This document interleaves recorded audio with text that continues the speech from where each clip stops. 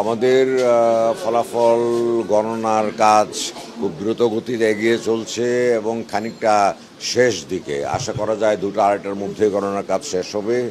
গণনার কাজ শেষ হলে আমরা সেটাকে ঘোষণার প্রস্তুতি নেব এবং প্রস্তুতি নিয়ে আশা করি 7টার মধ্যেই ফলাফল ঘোষণা করব।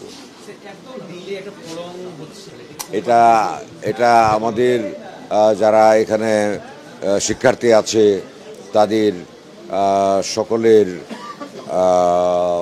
মতামতের প্রতিফলন ঘটিয়ে এবং তাদের সকলকে আস্থায় নিয়ে যেন আমরা নির্বাচন অনুষ্ঠিত করতে পারি, সেই জন্য আমরা বেশ কিছু পদক্ষেপ নিয়েছি। তার একটা হলো আমরা হাতে ভোট কাউন্ট করব। এটা তাদের অনেকের দাবি ছিল এবং হাতে ভোট কাউন্ট করতে গেলে, ম্যানুয়ালি করতে গেলে আপনি লক্ষ্য করে থাকবেন প্রায় 650-র কাছাকাছি এখানে প্রার্থী আছেন।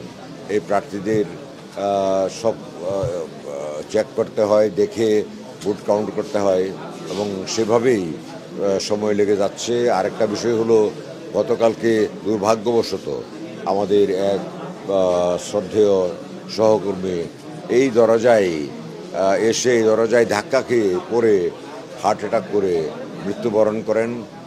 সেটাও আমাদেরকে মানে মারাত্মকভাবে শোকাহত করেছে। আমরা ব্যথিত ছিলাম, আমাদের সেটার প্রভাব আমাদের পারফরমেন্সেও পড়েছে এবং আমরা কিছুক্ষণ ভোট গণনা স্থগিত রেখেছিলাম। তারপরে আবার সেটাকে রিজিউম করে আমরা তো চালিয়ে যাচ্ছি, আপনারা লক্ষ্য করছেন।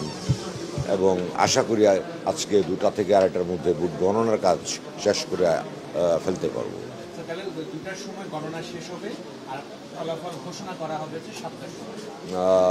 এরকম স্পেসিফিক টাইম বলছি না, আশা করি 2টা থেকে 2.5টার মধ্যে গণনার কাজ শেষ করব। তারপরে আমরা ঘোষণা করার জন্য কিছু প্রস্তুতিমূলক কাজ আছে, সেটা করব, করে 7টার মধ্যে আমরা ঘোষণা করার চেষ্টা করব। এখনও ফলাফল ঘোষণার স্থান আমরা নির্ধারণ করিনি।